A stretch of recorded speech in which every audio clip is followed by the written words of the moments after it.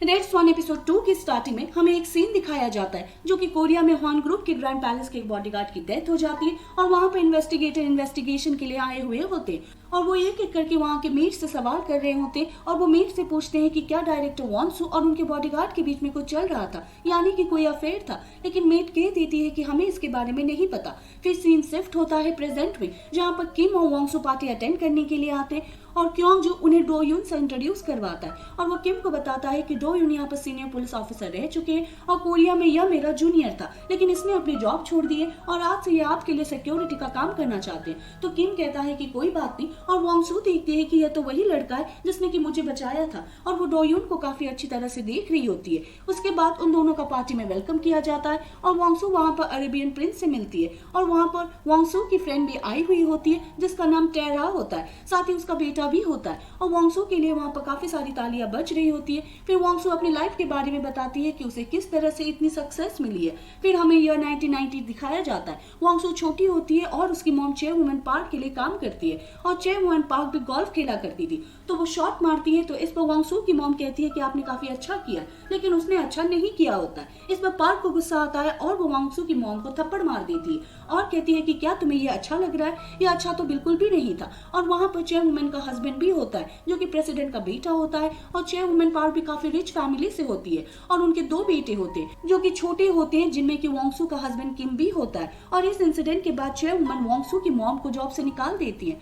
फिर वॉन्सू की मॉम वॉन्सू को वहां से लेकर जा रही होती है और चेयर वुमेन भी गाड़ी पर कहीं पर जा रही होती है जिसमें कि उसके बच्चे बैठे होते हैं और उसके दोनों बच्चे वॉन्सू को देख रहे होते हैं। फिर वॉन्सू की मॉम वॉन्सू को क्लब में लेकर आती है और कहती है तुम्हें अपना सारा फोकस गोल्फ खेलने के ऊपर लगाना है। और गोल्फ की प्रैक्टिस करते करते वॉन्सू काफी बड़ी हो जाती है और अब ईयर 1998 चल रहा होता है। वॉन्सू ने अपना स्कूल छोड़ दिया होता है और दिन में वो किसी घर पर काम करने के लिए आती है और रात में गोल्फ का प्रैक्टिस करने के लिए आती है और प्रैक्टिस करने के बाद वो घर जाती है। उसकी मॉम टीवी पर गोल्फ कंपटीशन देख रही होती है और वो वॉन्सू को कहती है कि अब तुम्हें यूएस जाना पड़ेगा, तुम्हें वहां पर प्लेइंग एबिलिटी टेस्ट क्लियर करना है। तो वॉन्सू कहती है लेकिन हमारे पास इतने पैसे तो है ही नहीं। उसकी मॉम कहती है कि इसकी चिंता तुम मत करो क्योंकि अभी तुम उतना कमा नहीं पा रही हो, लेकिन गोल्फ खेलने से तुम्हें बहुत ज्यादा पैसे मिलने वाले। वहाँ पर वॉन्सू का भाई भी होता है। वो अपनी मॉम को कहता है मुझे तो लगता है कि दीदी को स्कूल में फिर से एडमिशन लेनी चाहिए, लेकिन उसकी मॉम मना कर देती है और उसके बाद वॉन्सू अपने गोल्फ करियर की शुरुआत करने के लिए यूएस चली जाती है। फिर ईयर 2010 देखते हैं और अब वॉन्सू काफी पॉपुलर प्लेयर बन चुकी होती है और यूएस में 10 सालों में वो 20 कंपटीशन जीत चुकी होती है और अब हर जगह वॉन्सू का नाम होता है।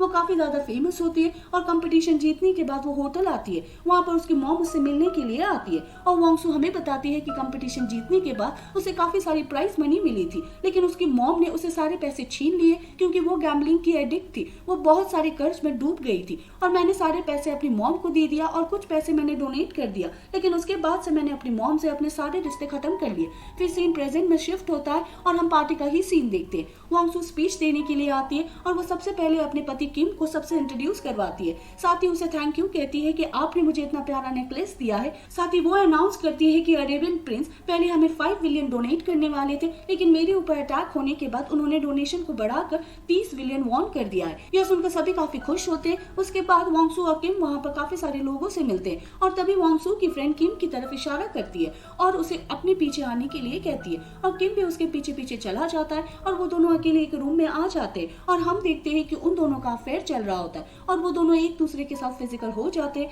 वही पार्टी में उसका फ्रेंड का बेटा वॉन्सू को कहता है आंटी ये पार्टी कब तक चलने वाली है, मुझे काफी नींद आ रही है। तो वॉन्सू देखती है कि वहाँ पर उसकी फ्रेंड नहीं होती है तो उसे ढूंढने के लिए अंदर जाने लगती है। तो डोयून भी वॉन्सू के पीछे पीछे जाने लगता है और वॉन्सू अपनी फ्रेंड को ढूंढते हुए अंदर आ जाती है और वो किम को टेरा के साथ देख लेती है। यह देख वो काफी चौंक जाती है और वो दोनों भी जल्दी जल्दी उठते हैं और टेरा वॉन्सू को कहती है कि जैसा तुम सोच रही हो वैसा कुछ भी नहीं है। वॉन्सू कहती है कि तुम दोनों को पकड़े नहीं जाना चाहिए था। टेरा कहती है मतलब कि तुम्हें हम दोनों के बारे में पहले से ही पता था, तुम्हें कब से पता है? वॉन्सू कहती है कि अब ये मैटर नहीं करता और यहाँ पर बहुत सारे रिपोर्टर्स है, अगर तुम्हें साथ में किसी ने देख लिया तो। यह बोलकर वॉन्सू बाहर आ जाती है और वो काफी अपसेट होती है और डोयून उसे देख रहा होता है कि कुछ तो बात जरूर है। फिर वॉन्सू वहां से चली जाती है और उसके सामने किम होता है जो कि अंदर जाने के लिए उसके सामने अपना हाथ बढ़ाता है। तो ना चाहते हुए भी वॉन्सू को उसका हाथ पकड़कर पार्टी अटेंड करने के लिए जाना पड़ता है और फिर वो दोनों वहां पर डांस करते और वॉन्सू भी सभी के सामने फेक स्माइल दे रही होती है ताकि किसी को यह न पता चले कि इन दोनों के बीच में कुछ चल रहा है। तभी वहां पर टियारा भी आ जाती है और उन दोनों को साथ में डांस करते हुए देख देखकर उसे काफी गुस्सा आता है और डोयोन भी टियारा की तरफ देखता है कि कुछ तो बात जरूर है। पार्टी खत्म होने के बाद वांगसू चेयरवुमन से मिलने के लिए जाती है। वहाँ पर पहले से टियारा होती है और चेयरवुमन टियारा को वहाँ से भेज देती है। फिर वांगसू वहाँ पर ड्रिंक करने लगती है और कहती है कि क्या आपको भी चाहिए। चेयरवुमन कहती है कि तुम मुझसे किस तरह से बात कर रही हो और वो उसके ऊपर न्यूज़पेपर फेंकती है। वांगसू कहती है कि आप कब तक लोगों के ऊपर इसी तरह से चीजें फेंकती रहोगी और उसके सामने अपना ग्लास फेंकती है। चेयरवुमन गुस्से में कहती है कि तुम्हारा दिमाग तो ठीक है ना। वांगसू कहती है मेरा दिमाग तो बिल्कुल ठीक है, मुझे लगता है कि आज रात मुझे आपके ऊपर चीजें फेंकनी चाहिए और वो 4-5 ग्लास उसके सामने तोड़ देती है। चेयरवुमन कहती है कि मुझे बताया गया है कि तुम्हें पहले से ही पता था कि उन दोनों का अफेयर चल रहा है, कहीं तुम मेरे बेटे को डिवोर्स देने के बारे में तो नहीं सोच रही हो। वांगसू कहती है कि मैं उसे डिवोर्स नहीं दूंगी, आखिरकार मेरी भी रेपुटेशन का सवाल है, लेकिन आप नाउ फाउंडेशन से दूर ही रहना। चेयरवुमन कहती है वो सिर्फ तुम्हारा फाउंडेशन नहीं है। तो वांगसू कहती है कि आज तक मैंने अपने बेटे को कभी अच्छी जगह घुमाने के लिए भी नहीं लेकर जा पाई, क्योंकि मैं पूरी दुनिया में घूमती रही उन चीजों को पाने के लिए जो कि आज मेरे पास है। तो ये नाउ फाउंडेशन सिर्फ मेरा ही है, बल्कि आपका नहीं। तो मैं आपको वार्न कर रही हूँ कि इस फाउंडेशन से दूर ही रहना। अगर आपने ऐसा नहीं किया तो मैं आपके बेटे को डिवोर्स भी दे सकती हूँ। तो आप खुद ही सोच लो कि उसे डिवोर्स देने के बाद काफी सारी चीजें हैं जिसके बारे में आपको चिंता करनी पड़ेगी। यह बोलकर वांगसू वहाँ से चली जाती है। फिर वांगसू को देखते हैं जो कि ड्रिंक कर रही होती है। उसके पास क्योंगजू आता है और उसे बताता है कि किम आज दूसरे रूम में सोना चाहते हैं क्योंकि वो आपके कॉल के शेड्यूल को खराब नहीं करना चाहते। तो वांगसू कहती है कि कोई बात नहीं। फिर वांगसू हमें बताती है कि जो कि हमें दिखाया जाता है और हम ईयर 2011 देखते हैं, जहाँ पर पहली बार वो किम से मिलती थी, जो कि वहाँ पर वॉलंटियर के लिए आया था और किम ने वहाँ पर पहली बार वांगसू को देखा था और वांगसू भी उसे देखती है और वो दोनों एक दूसरे को पसंद करने लगते थे। उसके बाद वांगसू अपने भाई के साथ हुआन ग्रुप के ग्रैंड पैलेस में चेयरवुमन से मिलने के लिए आती है और चेयरवुमन उसे कहती है कि तुम्हारी मॉम तो गैम्बलिंग एडिक्ट है ना। तो वांगसू कहती है कि हाँ, लेकिन अब मैंने अपनी मॉम से सारे रिश्ते खत्म कर दिए और मेरा गैम्बलिंग से कोई भी लेना देना नहीं है। और उसका भाई चेयरवुमन को बताता है कि आपने भी पहले एक बार वांगसू को स्पॉन्सर किया था। चेयरवुमन कहती है कि अच्छा, तो इतने टाइम से हम तुम्हें भी पाल रहे हैं। वांगसू कहती है कि ऐसा कुछ भी नहीं है, मैं यहाँ पर सिर्फ अपनी मेहनत से हूँ। तो चेयरवुमन उसे कहती है कि क्या तुम जीनी को जानती हो, वो ड्रग एडिक्ट थी और उसकी डेथ हो गई क्योंकि मैंने उसे मार डाला। यह सुनकर वांगसू काफी चौंक जाती है और चेयरवुमन कहती है कि तुम्हारे मिलने से पहले किम उस लड़की को डेट किया करता था और वो लड़की मेरे बेटे से शादी करना चाहती थी, इसलिए मैंने उसे मार डाला। लेकिन फिर वांगसू की शक्ल देखकर वो जोर जोर से हंसने लगती है और कहती है कि तुम मेरे ऊपर भरोसा क्यों कर रही हो, मैं तो सिर्फ मजाक कर रही थी। तो वांगसू का भाई चेयरवुमन को कहता है कि आपको तो हमारी फैमिली के बारे में काफी कुछ पता है। तो चेयरवुमन कहती है कि ऐसे ही थोड़ी मैं अपने बेटी की शादी किसी से भी कर दूंगी। ऑब्वियस है कि पहले मैंने तुम्हारे ऊपर रिसर्च की है और उसके बाद वांगसू और किम की शादी हो जाती है और प्रेजेंट में वांगसू हमें बता रही होती है कि इस तरीके से मेरी शादी हुई है और 12 साल से मैं ना चाहते हुए भी इस रिश्ते को निभा रही हूँ। और तभी उस बार के सामने से डोयोन गुजरता है और वो वांगसू को देख लेता है। पहले तो वो इग्नोर करके वहाँ से निकल जाता है, लेकिन वो फिर वापस आता है और वांगसू भी नशे की हालत में बाहर आ रही होती है और डोयोन उसके पीछे पीछे आ रहा होता है और वांगसू गिरने भी लगती है, लेकिन डोयोन उसे संभाल लेता है। फिर वांगसू लिफ्ट में आती है। पहले तो डोयोन लिफ्ट बंद कर देता है, लेकिन वांगसू खुद ही लिफ्ट खोलती है और डोयोन को अंदर आने के लिए इशारा करती है।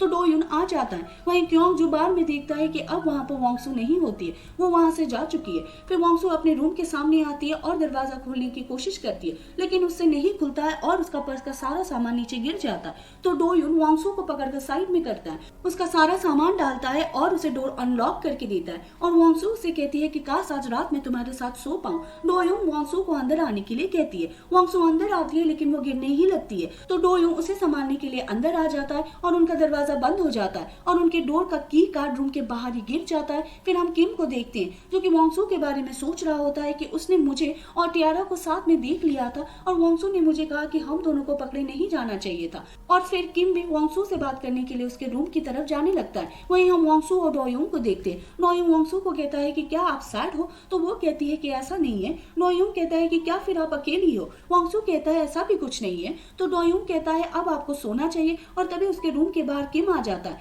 और वांगसू का दरवाजा नॉक कर रहा होता है। तो डोयोन दरवाजा खोलने लगता है, लेकिन वांगसू उसे दरवाजा खोलने के लिए मना करती है। तो डोयोन ऐसा ही करता है, वो दरवाजा नहीं खोलता, लेकिन किम को उसके रूम के बाहर उसके रूम का की कार्ड मिल जाता है और वो दरवाजा खोलने लगता है। लेकिन तभी वहां पर क्योंगजू आ जाता है। वो उसे की कार्ड ले लेता है और कहता है कि मैम ने काफी ज्यादा ड्रिंक कर ली थी तो अभी वो नशे की हालत में। तो किम कहता है कि ठीक है और वो वहां से चला जाता है और फिर क्योंगजू वांगसू के रूम का की कार्ड दरवाजे के नीचे से रूम के अंदर फेंक देता है। फिर वांगसू और डोयोन दोनों एक दूसरे की तरफ देखने लगते हैं और बाहर काफी ज्यादा बारिश हो रही होती है और बिजलियां भी कड़क रही होती है। फिर कुछ टाइम बाद हम देखते हैं कि वांगसू अपने रूम में होती है और उसने नाइट ड्रेस पहनी हुई होती है और डो यून उसके रूम से बाहर आता है। फिर अगली सुबह देखते हैं वांग सू कोरिया जाने के लिए निकल पड़ती है और उसकी सेक्रेटरी उसे बताती है कि वाइस चेयरमैन किम हांगकांग जा चुके हैं और चेयरवुमन भी कोरिया जाने के लिए निकलने वाली है और डो यून भी वांग सू के साथ ही जा रहा होता है। फिर हम देखते हैं कि डो यून और क्योंग जो कोरिया के ह्वान ग्रुप के ग्रैंड पैलेस में पहुंच चुके होते हैं,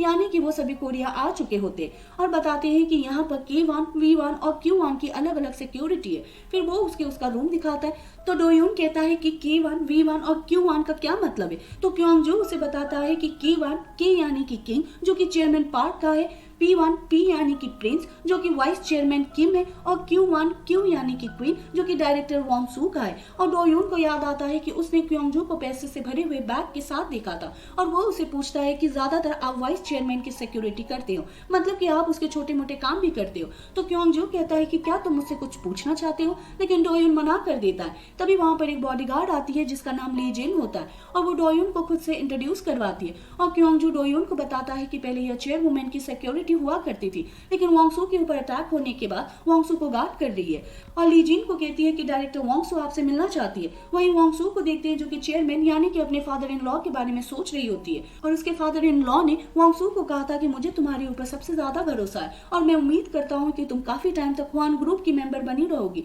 लेकिन अब चेयरमैन की डेथ हो चुकी होती है। वहीं डो यून और क्योंगजू को देखते हैं। क्योंगजू डो यून को कहता है कि तुम्हें वांग सू से मिलने के लिए जाना चाहिए। फिर डो यून जाने लगता है, लेकिन उसके हाथ से अपनी और जूहुक की फोटो नीचे गिर जाती है और तभी उसे याद आता है कि जूहुक ने मरने से पहले उसने अपनी फोटो का जिक्र किया था। तो डो यून उस फोटो की फ्रेम के पीछे देखता है, उसके पीछे एक चिप होती है और डो यून उस चिप को ओपन करता है तो उसमें वांग सू के फादर इन लॉ यानी कि चेयरमैन की वीडियो होती है जिसमें उसकी डेड बॉडी को गाड़ी से बाहर लेकर आया जा रहा होता है। तो यह देखकर डो यून कहता है मतलब कि उनकी डेथ के पीछे एक राज है जिसकी वजह से जूहुक ने मेमोरी कार्ड रखा हुआ था और इसी के साथ यह एपिसोड खत्म हो जाता है।